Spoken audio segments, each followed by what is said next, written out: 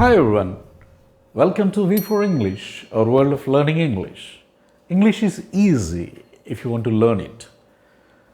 ఈరోజు మనం 10th క్లాస్లో 33B క్వశ్చన్ 33B ఇందాక 33A చూసాం కదా ఇంతకుముందు లెసన్స్లో.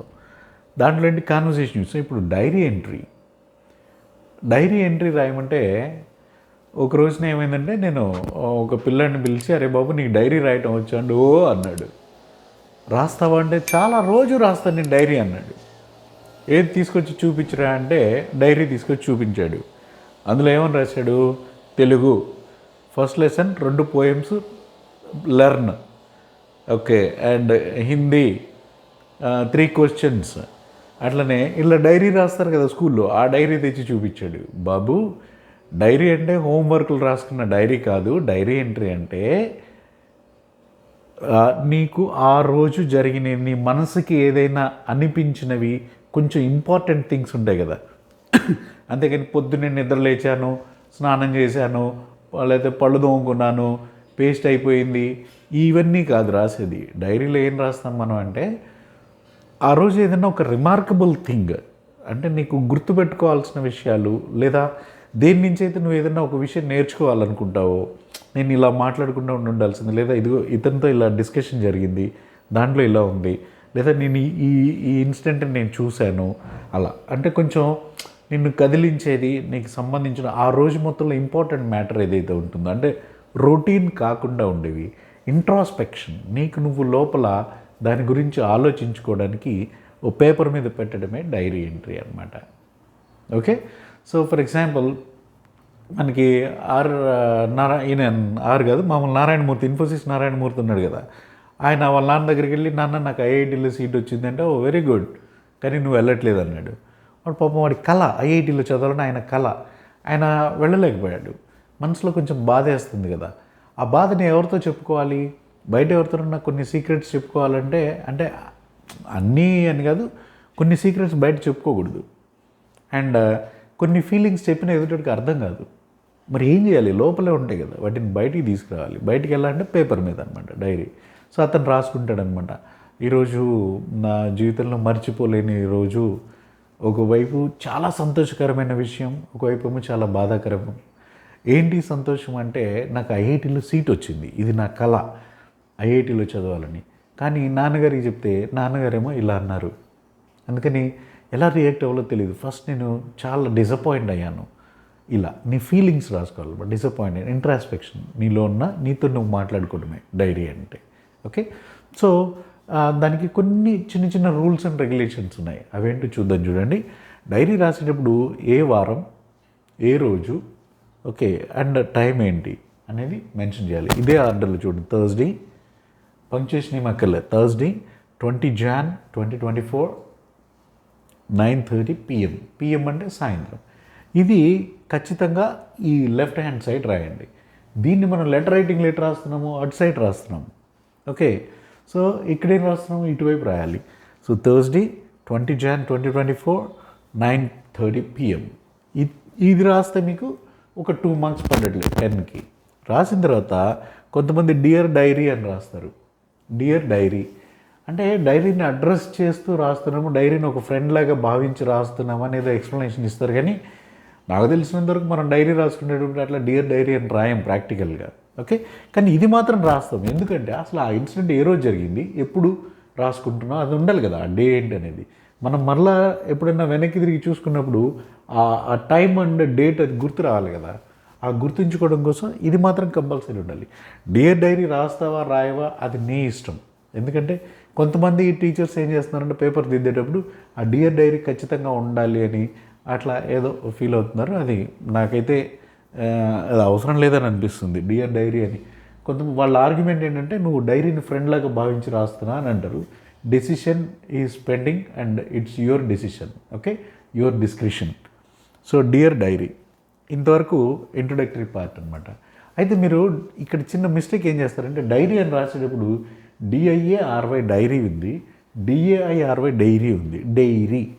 డైరీ అంటే మిల్క్ ప్రొడక్ట్స్కి సంబంధించింది. డైరీ ఎలా గుర్తుపెట్టుకోవాలో తెలుసా, డే ఉంది కదా, మన డే దేంతో బిగిన్ అవుతుంది? పాలు, కాఫీ, టీ వీటితో బిగిన్ అవుతుంది కదా.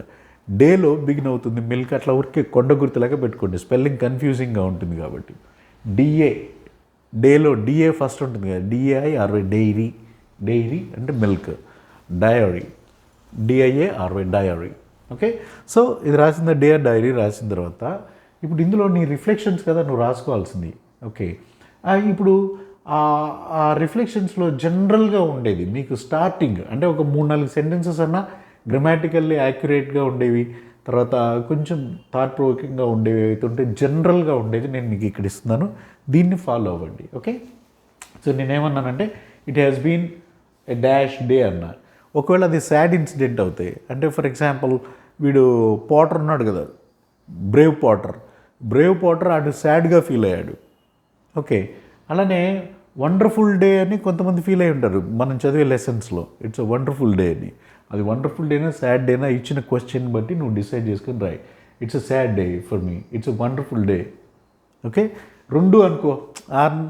నారాయణమూర్తికి రెండు ఉన్నాయి. ఏంటి? వండర్ఫుల్ డే ఈ got good rank, and sad day he was not allowed to join IIT. So sad day or wonderful day for మీ, ఇది రాసుకోవచ్చు. టుడే, ఈరోజు, డైరీ ఏ రోజు దారో రాస్తాం చూడండి. It has been a sad or wonderful day for me today. Next, అసలు ఇలా జరుగుతుందని అనుకోలేదు. I have never thought that this would happen. Okay, ఇలా జరుగుతుందని అనుకోలేదు. ఎలా అంటే క్వశ్చన్ బట్టి. సో ఎలా జరిగినా ఏ క్వశ్చన్కైనా నువ్వు ఇది జనరల్గా ఉంది కాబట్టి రాసేసేయచ్చు కదా. I have never thought that this would happen to me. Okay, some memories in life are worth remembering. Okay, some memories in life are worth remembering, గుర్తుపెట్టుకోదగినవి. And some other are, okay, నేను ఇక్కడ other కూడా పెడితే ఇంకా బాగుంటుంది. some other, మరికొన్ని అని అనమాట. some memories are worth remembering and some other memories are to be forgotten. కొన్ని గుర్తుపెట్టుకోవాల్సినవి ఉంటాయి, కొన్ని మర్చిపోవాలి, లేకపోతే వాటిని పట్టుకొని ఏడుస్తూ కూర్చుంటే ముందుకు నడవదు. Okay, so some memories in life are worth remembering and some other are to be forgotten. కొన్ని మర్చిపోవాలి. అయితే this one is unforgettable. This one అంటే ఈ మెమరీ, ఈరోజు ఇప్పుడు నేను చెప్పబోయేది అన్ఫర్గెటబుల్. అది సాడ్ ఇన్సిడెంట్ అయినా లేదా హ్యాపీ ఇన్సిడెంట్ అయినా unforgettable incident. Okay, this one is unforgettable and has left a profound mark in my life. Profound అంటే గ్రేట్, స్ట్రాంగ్ అని అనమాట. సో నా జీవితంలో ఇది ఒక ముఖ్యమైన విషయంగా ఉంది అని చెప్పేసి చెప్తారు ఇలాంటిది. సో చూడండి, it has been a sad or wonderful day for me today. I have never thought that this would happen. Some memories in life are worth remembering and some other are to be forgotten. This one is unforgettable and has left a profound mark in life అని రాసిన తర్వాత ఇప్పుడు క్వశ్చన్లో ఏదైతే ఇస్తారో అదంతా ఇక్కడ రాసేసాయి. Okay, రాసిన తర్వాత ఇప్పుడు చివరిలో గుడ్ నైట్ అనో ఏదో ఒకటి చెప్పేసేయాలి. ఓకే, బాయ్ లేదా గుడ్ నైట్ అని క్లోజ్ చేసేసి సంతకం పెట్టేసుకో. రైట్, సో ఈ క్లోజ్తో నీకు ఐ ఫీల్ లైక్ స్లీపింగ్ అంటే నిద్ర వస్తుంది. I feel like sleeping now.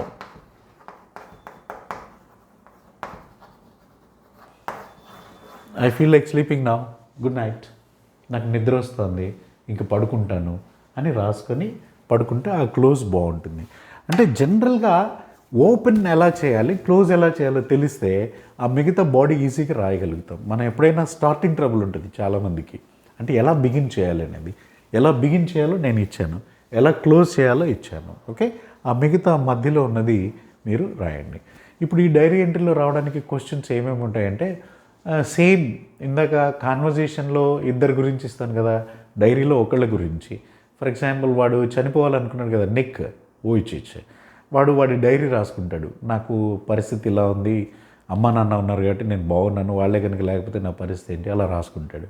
అలానే నిక్ అలా పుట్టిన తర్వాత వాళ్ళ అమ్మ ఫస్ట్ చూసి ఒక్కసారి షాక్ అయింది కదా, షాక్ అయ్యి ఆమె డైరీలో ఏం రాసుకుంటుంది, నేను అన్నీ కరెక్ట్గానే చేశానే, మందులు కరెక్ట్గానే వాడాను, జాగ్రత్తలన్నీ తీసుకున్నాను, కానీ ఇలాంటి అబ్బాయి ఎందుకు పుట్టాడు, నేనేం పాపం చేశాను, ఇలా ఆమె తన డైరీలో తన ఏమంటారంటే అంతర్మదనం అంటారే అది.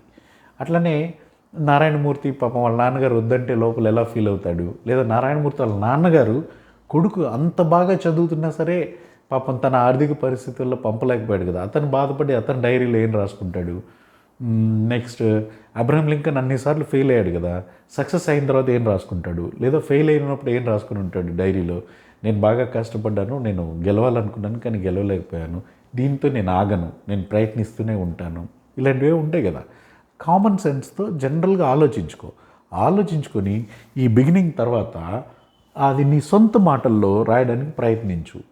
Okay, most of the times అది ప్రెజెంట్ పర్ఫెక్ట్ కానీ సింపుల్ పాస్ట్ కానీ టెన్స్ వాడడానికి సరిపోతుంది. ప్రెజెంట్ పర్ఫెక్ట్ అంటే జస్ట్ కంప్లీటెడ్ యాక్షన్, ఇంకా దాని ఫీలింగ్ ఉంది కాబట్టి ప్రెజెంట్ పర్ఫెక్ట్ సూటబుల్గా ఉంటుంది. అంటే have or has plus third verb present perfect. Simple past అంటే నథింగ్, V2 చాలు. Okay, past form of the verb. దాని తర్వాత మనకి అలానే ఈయన రాసుకుంటాడు, ఎవడో ఏబుల్ మెర్రీ వెదర్ రాసుకుంటాడు. ఓకే, నా కూతురు నన్ను సరిగ్గా చూడట్లేదు, నా ఆస్తి కోసమే ఉన్నారు కానీ నా కోసం వాళ్ళు ప్రేమ లేదు అని రాసుకుంటారు. ఇలా నెక్స్ట్ మనకి థర్డ్ లెసన్లో వచ్చేసరికి లేదా వాళ్ళ అబ్బాయి వెళ్తూ ఉంటాడు కదా, బస్సులో వెళ్తూ ఇంటికి వెళ్ళాక డైరీలో రాసుకుంటాడు, మా నాన్న ఎంతో కష్టపడ్డాడు, నేనేమో చదువుకున్నానని చెప్పేసి అది మొయ్యలే ఫాల్స్ ప్రెస్టేజ్ ఫీల్ అయ్యాను, అతనేమో పాపం పెద్దవాడైనా కానీ ఆయన మోసాడు, నేను చదువుకున్నాడా ఆయన చదువుకున్నాడా, విజ్ఞానం నాకుందా అంటే కామన్ సెన్స్ సంస్కారం నాకుందా ఆయనకుందా, చదువు వల్ల అనవసరంగా నేను ఫాల్స్ ప్రెస్టేజ్కి ఫీల్ అయ్యాను, ఉద్యోగం వల్ల ఫాల్స్ ప్రెస్టేజ్ ఫీల్ అయ్యాను, నేను చాలా బాధపడుతున్నాను నాన్నని ఇబ్బంది పెట్టినందుకు, ఇలాంటివి. ఓకే, అండ్ సేమ్ మీరు వంకరి మాతాయి కానీ లేకపోతే ఎవరైనా డైరీలో ఆ సిచ్యువేషన్స్ ఉంటే మీ మెటీరియల్లో ఉన్న క్వశ్చన్స్ని, అలానే అబ్దుల్ కలాం ఓకే స్కూల్లో వాళ్ళ టీచర్ నువ్వు వెళ్ళి కూర్చోపో అని అంటాడు, అప్పుడు అతను బాధపడుతూ డైరీలో ఏం రాసుకుంటాడు.